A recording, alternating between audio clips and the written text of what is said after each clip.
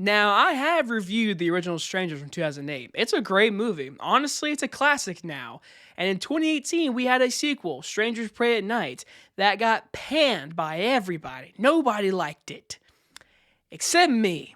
I like that sequel a lot, honestly. It's really good. But after watching this one, I want to hear how many people would rather watch this movie than Pray at Night.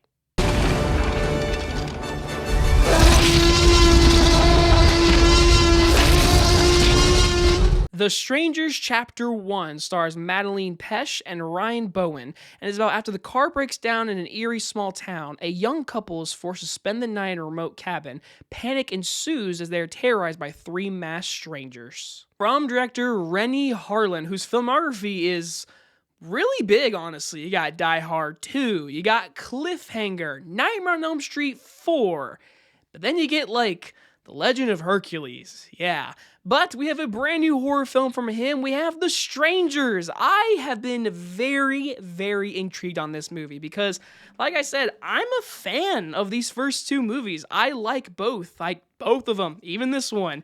And so with this one, they announced it and then they were like, oh yeah, we're pulling a Fear Street.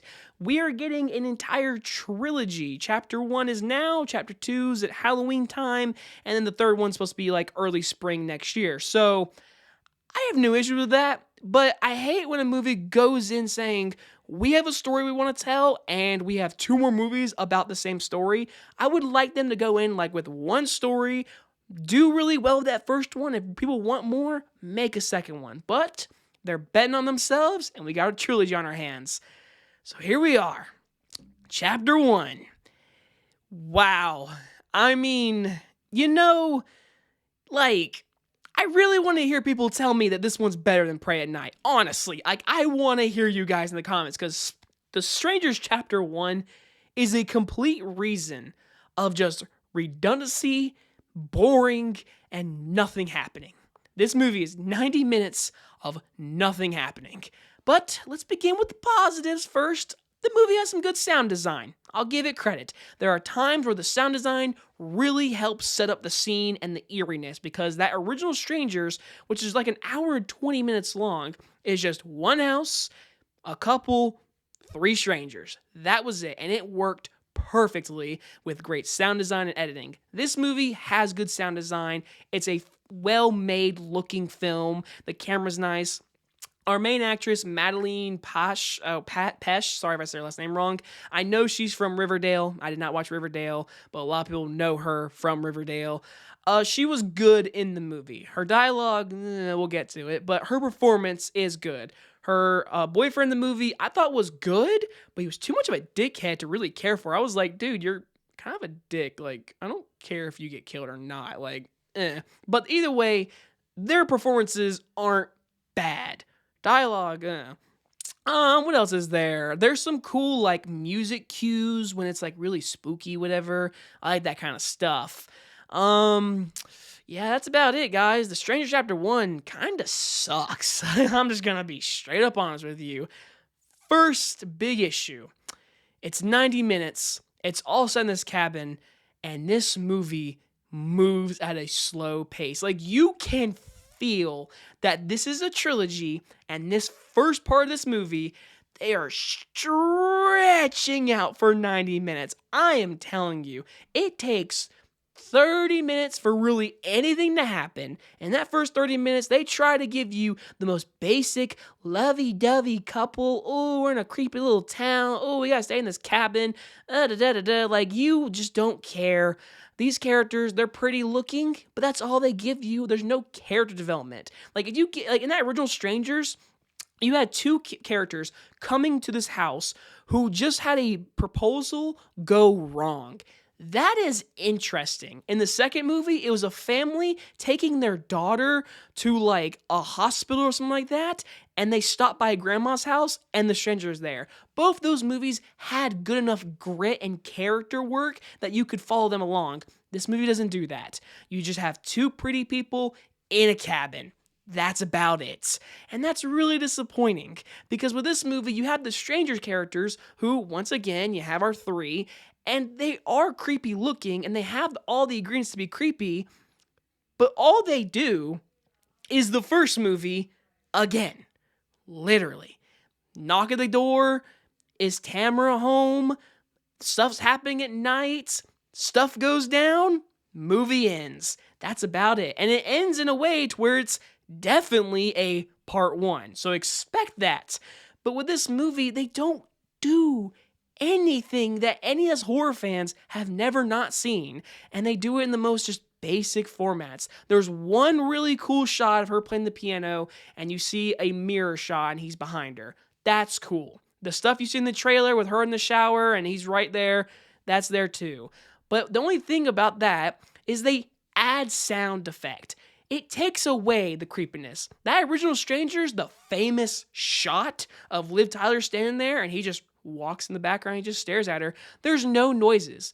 It's just there. You're like, he's just looking at her. In this movie, jump scare, add the scary noise effect. It's like you're ruining what the first one did so well, and you're trying to do it again. And then later on in the movie, they do a plot line that is straight out of the first one. I don't want to spoil it because if anyone's seen the first one, hasn't seen this one yet, but there is a plot point that they do straight from the first one.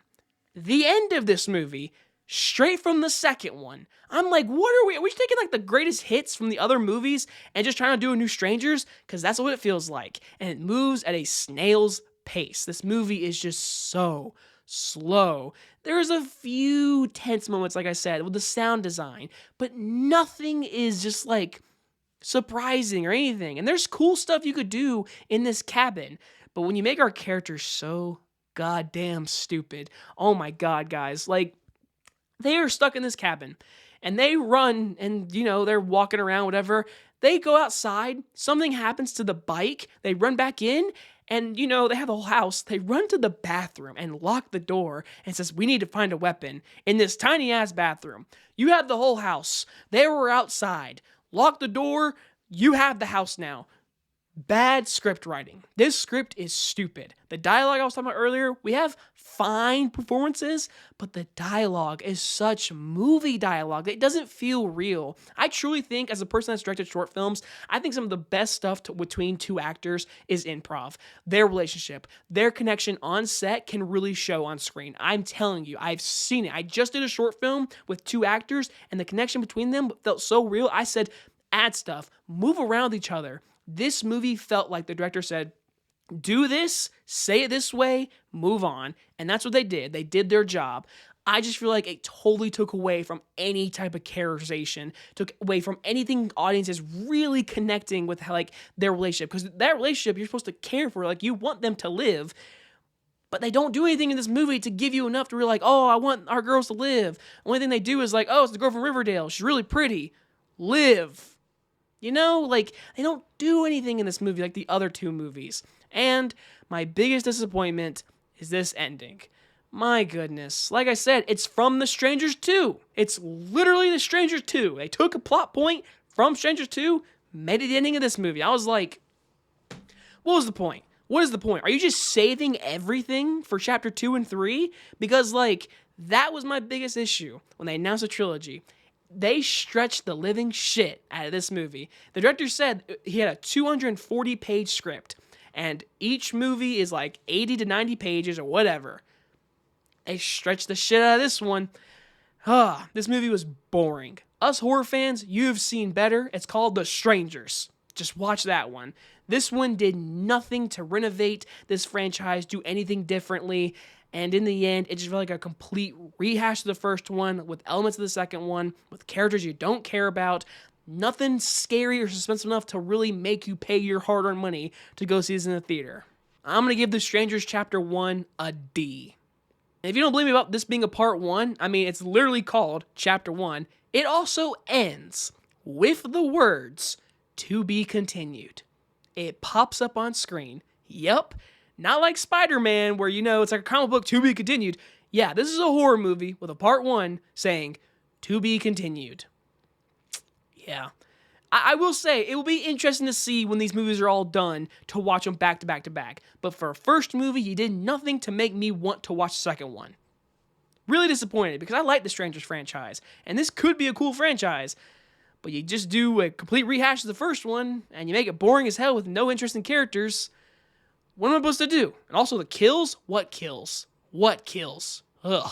Anyway, guys, hope you guys enjoyed this movie review. I'll see you guys in the next one. Bye, everybody.